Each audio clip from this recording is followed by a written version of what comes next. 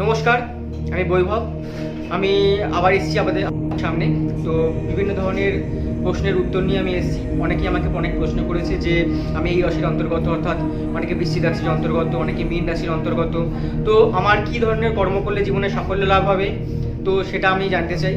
তো আপনারা আপনাদের ডিটেলস পাঠিয়েছেন, সেগুলো আমি দেখেছি যথাসম্ভব এবং সেগুলোর উত্তরও ওখানে দিয়েছি। এছাড়া আমি আপনাকে আবার বলে দিলাম যে মেষ, বৃষ, মিথুন, কর্কট, সিংহ, কন্যা, তুলা, বৃশ্চিক, ধনু, মকর, কুম্ভ, মীন, এই যে 12টা রাশি আছে, এই 12টা রাশির 12 রকমের বৈশিষ্ট্য বর্তমান থাকে এবং এই 12টা রাশির ওপর 7টা গ্রহের প্রভাব বিদ্যমান এবং বিভিন্ন রাশি বিভিন্ন ধরনের কর্ম করলে তারা শুভ ফল পাবে। হ্যাঁ, এটা নয় যে তারা এই রাশি হলে তারা এই কর্ম করতে পারবে না, তারা একদমই ব্যাপারটা নয়। হ্যাঁ, এটা তো ঠিকই যে একটা রাশি মানুষের প্রভাব এবং মনের ওপর, মানুষের জীবনে এবং তাদের কর্মের ওপর একটা প্রভুত্ব বিস্তার করে, অবশ্যই সেটা। অর্থাৎ মানে বৃশ্চিক রাশির অন্তর্গত লোকেরা কী ধরনের কর্ম করলে সাফল্য পাবে সেটা একটা ব্যাপার, এবং তারা এই নয় যে অন্য কর্ম করলে সাফল্য পাবে না, সেটা একদমই ভুল। কিন্তু হ্যাঁ, এটা একদম ধ্রুব সত্য যে প্রত্যেকটা রাশি প্রত্যেক ধরনের কর্মে কিন্তু সাফল্য বর্তমান থাকে। যেমন যারা বুধের অন্তর্গত অর্থাৎ মিথুন ও কন্যা, তারা টেকনিক্যাল লাইনে অনেক ভালো ফল পায়, বিকজ বুধ হচ্ছে বাক্য ও বুদ্ধির কারক গ্রহ। সুতরাং বুধ অন্তর্গত রাশির লোকেরা তারা অঙ্কবিদ্যায় অর্থাৎ গণিত শাস্ত্রে খুব ভালো হবে, তারা টেকনিক্যাল ব্যাপারে অনেক কিছু ভালো হবে, তারা অনেক কিছু নিয়ে রিসার্চ করতে পারবে।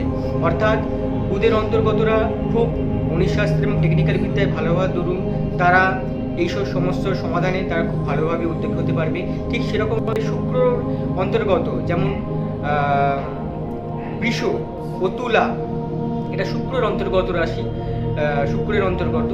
তো তারা শিল্পকলায় নৈপুণ্য, ক্রিয়েটিভ পার্ট, এইসব লাইনে তারা খুব ভালো হবে এবং তারা সঙ্গীত চর্চা, অভিনয় জগতে তারা খুব ভালো সাফল্য পাবে।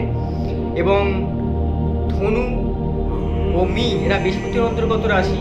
তো এদের মধ্যে একটা জ্ঞানের প্রভাব থাকবে, কারণ বৃহস্পতি হচ্ছে জ্ঞানের কারক গ্রহ।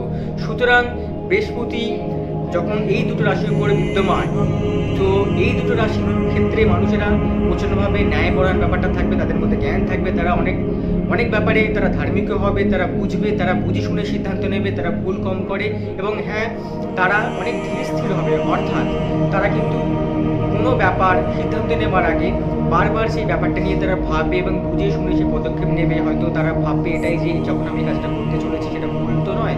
তো সুতরাং বৃহস্পতি মানুষকে ভাবিয়ে তোলে, কারণ বৃহস্পতি খুব স্লো প্ল্যানেট। তো সুতরাং বৃহস্পতির অন্তর্গত রাশিগুলির মধ্যে একটা এরকম জ্ঞান থাকবে। ঠিক সেরকমভাবে কুম্ভ ও মকর, শনির অন্তর্গত রাশি, তারাও কিন্তু স্লো প্ল্যানেটের অন্তর্গত। শনি সব থেকে বেশি স্লো, একটা রাশিকে 2.5 বছর ভোগ করে। তো সেই কারণে অনেক সময় অনেকে ভাবে যে যখন শনি সাড়ে সাথী, আপনারা নামটা তো শুনেছেন, তো ভয় পেয়ে যায়, অনেকে ভাবে যে শনি সাড়ে সাথে মানে খুবই খারাপ। তারা একদমই ব্যাপারটা নয়।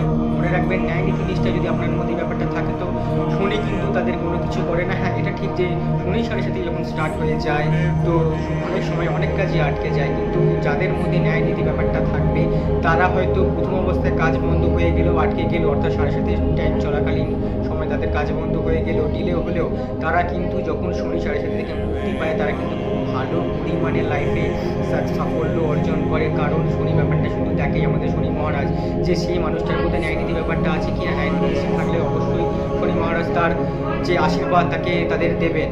এবং আমাদের টপিকটা ছিল মকর ও কুম্ভ, এটা শনির অন্তর্গত প্ল্যানেট। সেই কারণে এই রাশির লোকেরাও প্রচণ্ড ন্যায়নীতি নিষ্ঠার ব্যাপারটা থাকবে এবং তারা কিন্তু খুব ধার্মিক হবে এবং তারাও বুঝে শুনে পদক্ষেপ নেবে কোনো কিছু করার আগে। এছাড়া আমাদের রবি হচ্ছে সিংহ রাশির অন্তর্গত একটা প্ল্যানেট। তো সেখানে সিংহ রাশি অর্থাৎ তারা কিন্তু তাদের মধ্যে একটা রয়্যাল ব্যাপারটা থাকবে, তারা হয়তো রয়্যাল লাইফ লিড করতে চাইবে। তাদের খাওয়া পড়া চলা বলা সব কিছু ধ্যান ধারণার মধ্যে একটা মানে অ্যারিস্টিকেট ব্যাপার থাকবে। অর্থাৎ সিংহ রাশির খুব সাহসী যেমন হয়, তাদের মধ্যে একটা তেজি ব্যাপার থাকে। এবং কর্কট রাশির অন্তর্গত হচ্ছে, কর্কট রাশি হচ্ছে চন্দ্রের অন্তর্গত একটা রাশি। তো চন্দ্র যেহেতু খুব চঞ্চল, মানে চন্দ্র মাত্র এতটা ফাস্ট মানে একটা রাশি থেকে আরেকটা রাশিতে প্রদক্ষিণ করে 2.5 দিন তার মাত্র ভ্যালিডিটি। তো সেই কারণে চন্দ্র খুব চঞ্চল হওয়ার কারণ, এবং কর্কটও চন্দ্রের অন্তর্গত রাশি হওয়ার দরুন কর্কট রাশির অধিপতিরা খুব চঞ্চল হয়। তারা হয়তো এক জায়গায় আছে, তাদের মন কিন্তু পড়ে আছে অন্য জায়গায়। অর্থাৎ সুতরাং আমি ক্লাসে বসে আছি, আমার ক্লাসে মন নেই, পড়াশোনার ক্ষেত্রে কিন্তু আমি কোনো একটা জিনিস নিয়ে ভাবছি, কিন্তু তার মানে এই নয় যে তারা অনেক সময় সাফল্য পাবেন এটা ভাবে যে পড়াশোনায় মন নেই মানে তারা পাচ্ছে না, কিন্তু তারা যেটা চায় সেই সময় সেই জিনিসটা অর্জন করতে চায়। তাদের মধ্যে পেশেন্স ব্যাপারটা মানে ধৈর্যের ব্যাপারটা খুব কম থাকে। তো সুতরাং কর্কট ও চন্দ্র যেহেতু চন্দ্রের অন্তর্গত, সেই কারণে তাদের মধ্যে একটা তাড়াহুড়ো করার ব্যাপার থাকবে, তাদের মন খুব চঞ্চল হবে। এছাড়া মেষ ও বৃশ্চিক মঙ্গলের অন্তর্গত রাশি। তো মেষ রাশির একটা ঘর থেকে বড় বৈশিষ্ট্য হলো তারা মেষ রাশির প্রচণ্ড জেদি হয়, তেজি হয়, হ্যাঁ কিছু কিছু ক্ষেত্রে একটা ইগো ওদের মধ্যে কাজ করে। মেষ যেহেতু মঙ্গলের প্রথম ঘর এবং মঙ্গলের একটা প্রভাব ভালো বিদ্যমান থাকে, তাদের মধ্যে একটা বল কাজ করে, তাদের মধ্যে দৈহিক বল, তাদের চরিত্রে লাবণ্য, একটা শক্তিশালী একটা গঠনিক দিক থেকেও তাদের মধ্যে একটা যেন একটা সৈনিকের ভাব তাদের মধ্যে থাকে। অর্থাৎ সেই কারণেই তারা আর্মি, কেউ পুলিশ, কেউ এই ব্যাপারে মেষ রাশির অন্তর্গত লোকেরা যদি যায় তারা তাদের কর্মে খুব সাফল্য লাভ করবে। ঠিক বৃশ্চিকও আরও ভয়ানক বলবো না, ব্যাপারটা হচ্ছে বৃশ্চিকের মধ্যে একটা মঙ্গলের যে প্রভাবটা আরও তেজ, আরও বৈশিষ্ট্যটা বিদ্যমান।